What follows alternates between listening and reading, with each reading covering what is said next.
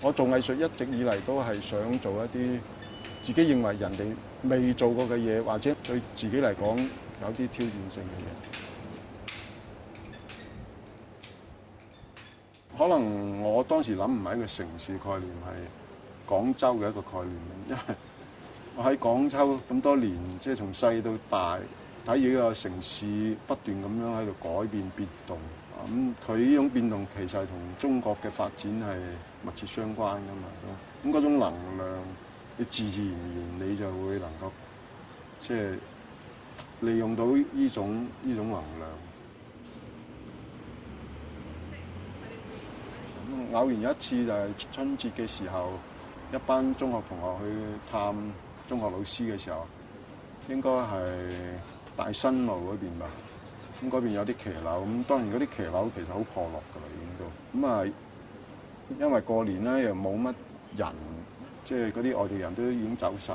就係喺早上咁，我會睇到嗰種騎樓一種好陌生嘅感覺，但係同時咧亦係對自己童年時候一種懷念咁，或者一種鄉愁又講唔定咁。我當時話：呢種騎樓能夠做啲咩咧？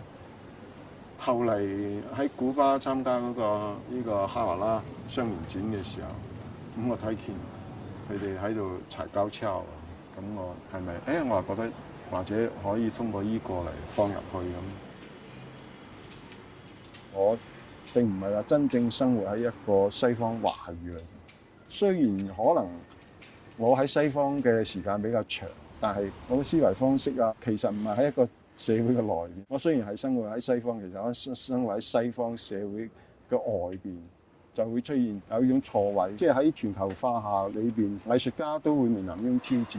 大家會慢慢習慣咗呢種全球化下嘅一種創作方式，咁嗰個方式好可能係屬於藝術家本人。